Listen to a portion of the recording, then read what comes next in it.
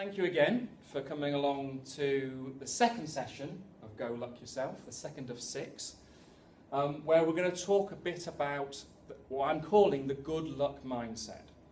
And the idea is we'll be primarily me talking to you and giving you some ideas to think about and maybe apply over the next couple of weeks.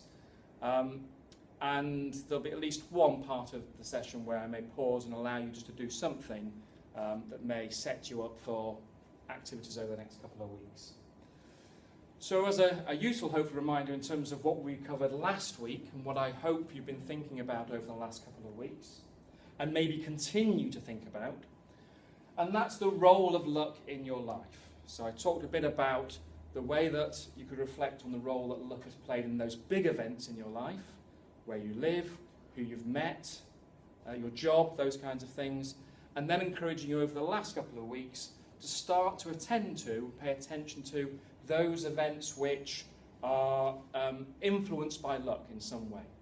And there are some examples of thinking about it. Could be chance encounters, so meeting people you hadn't planned to meet, coincidences even, anything that's a minor coincidence. Perhaps you were thinking about something and then shortly after you hear somebody talking about it on the radio or television, or you read about the newspaper, little coincidences that you might describe as that was luck.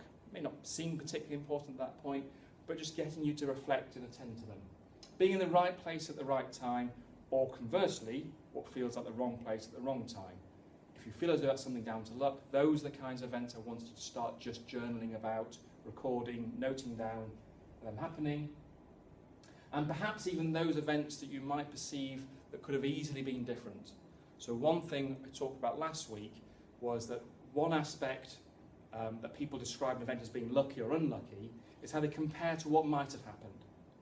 And often when we describe something as being lucky, we go, well, easily that could have happened so differently. And that might be the kind of events you're experiencing. So any of these kinds of things. So I might describe luck in its various guises. So that's something I hope you've started to do. Recognising often keeping a journal of any sort, it can be a bit of a challenge. So occasionally you might get a reminder to remind you to do that. And this is a little in-joke for myself. Hashtag defilge. I'm aware that if you use things like Twitter or Facebook or other things, often increasingly you have these so-called catchy hashtags. My not-so-catchy one is defilge, but it amuses me each time I say it. And those in the know will know that it stands for Don't Forget Your Luck Journal. So that's what it's there for. So it's there to remind you. So again, for people who are watching online, if you haven't yet got a hard copy one, but you'd like one, this all expensive exercise book with the word luck journal on it, then please get in touch. You can email me. So that's where you can record any of those thoughts, basically. And there's no real rules about it. Write as much or as little as you want. Anything that you write there will be really helpful to me.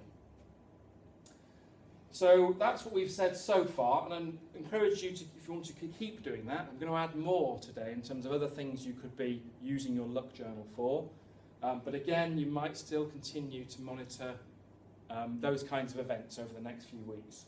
And what would be helpful is when you start writing anything in there after you've been here today or listened to this session online, then at least note that this is now after session 2. It'd be nice to see how those things progress throughout the course of the programme.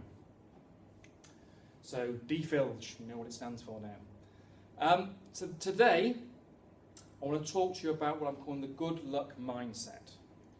And by that, I'm talking about, is there a way of looking at things that we can adopt? A certain way of viewing the world around us. And there's 2 elements to it that I'm drawing apart that may feel as though they're the same, but I would say they're subtly different from each other. One is linked to this idea of seeing oneself as a lucky person, or seeing oneself as being lucky, even if it's in a particular event. And the second part of it would be expecting good luck. You might see they're very much similar. I would see the first one, seeing oneself as being lucky, to some extent is more related to something's happened, something is the way it is, and it's how you perceive it, how you feel about it. And the second one is more to do with how you approach events as they come about. So that's the 2 aspects I want to explore as part of the good luck mindset. In terms of the areas of psychology, and particularly positive psychology, that I wanted to kind of draw upon, and that's research linking to gratitude and optimism.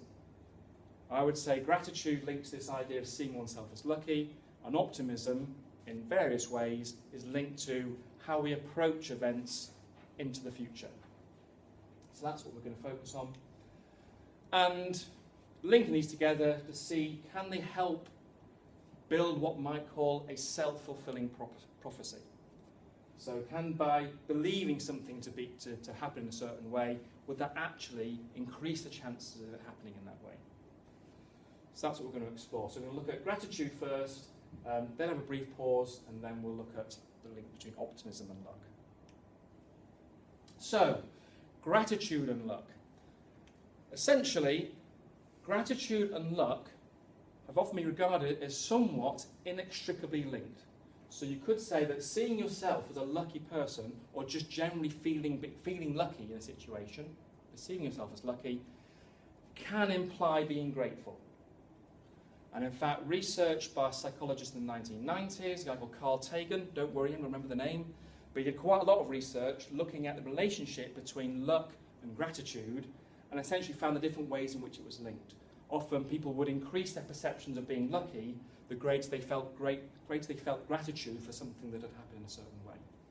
And that could be a particular event, so just feeling grateful something happened the way it did, or more generally feeling grateful that perhaps you have a house that you feel comfortable in, a job that you enjoy, and so on. Things that you might, to some extent, attribute to luck, but also you just feel lucky that you have it because you're feeling grateful. So they're linked together. So that's where we're starting from. And we might recognise that gratitude could help with dealing with negative experiences, or experiences you might describe as bad luck. And that's something I want to explore in more depth in a later session. So I'm acknowledging that yes, I do believe that gratitude can be helpful, and quite a lot of the research in the past has explored that side of it. And we will look at that in more depth, but that's more in the later session, session 5 if you're interested in, when we look at how we deal with bad luck experiences.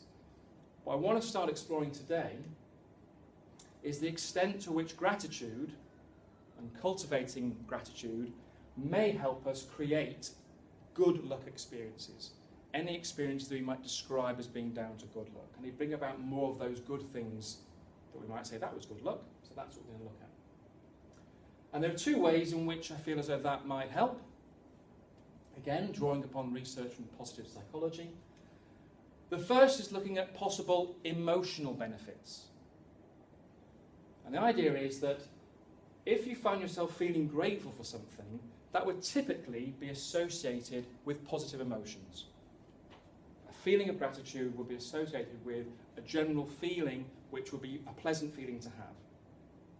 Yep, so it should be something which is positive emotion, something which brings about something which is pleasant to experience in different ways.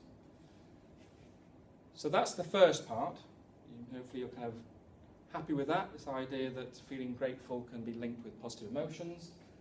And the second part, and this is the key part, and something which, again, I'm drawing upon particular areas of positive psychology, but without wanting to go into too much of the detail here, but what's been argued by a number of researchers over the years, particularly somebody called Barbara Fredrickson, again, you don't need to remember the names, but to know that there's research that's explored this, is that positive emotions can have a broaden and build effect.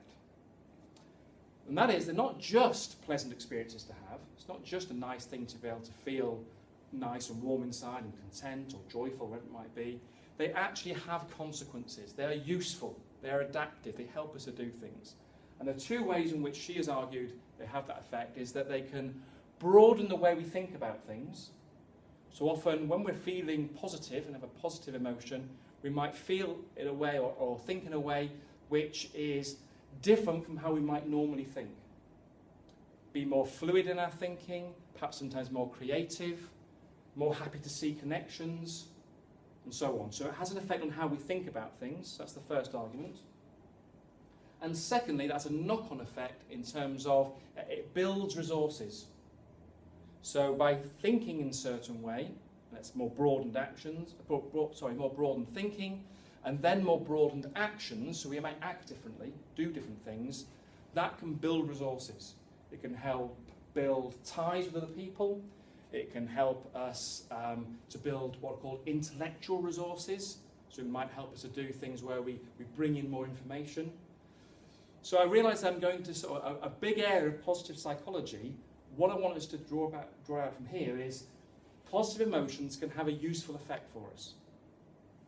Linked to that would be interpersonal benefits. So I've suggested here that sometimes if we engage in actions which might well include expressing gratitude and saying thank you to other people for certain things they may have done, then that can build interpersonal ties. That can help build relationships with people around us. Okay? So the idea is that expressing gratitude, or first of all I would say, up here when we're talking feeling grateful, that could mean feeling grateful in general. So not grateful towards anybody in particular, so being grateful that you have a nice house, or a house that you enjoy being in, or a job that you enjoy. You're not necessarily expressing gratitude to a particular person, you're just, it's a feeling of gratitude. In some situations you might find that you want to express that gratitude to somebody, and you feel as though it's somebody's done something for you, and you want to express that gratitude. So those two things combined, I'm arguing here, would be a reason why it's worth cultivating a grateful outlook, and that could have potential knock-on effects in terms of one's experiences of luck. Because, and this is another key principle, small actions can sometimes have quite big consequences. So a fleeting positive experience, if that links to an action that you then engage with, it may well be that down the line, something you don't necessarily link with that initial action happens to you, somebody has something to give to you or return to you because you've done something to them, you've said thanks to them or something like that, then it could have big consequences. So it might feel like a luck experience, even though it stems from something you've done in the past. So it's about recognising how your own small actions can have big consequences. And to some extent, it could link to your initial feelings of gratitude. So with that in mind, this is where I want to kind of pause for a moment and give you a chance, and so there'll be a pause on the online materials, to take a few moments now to begin that kind of gratitude attitude, if you want to use that term. So take a few moments now to write down just 3 things that you feel grateful for.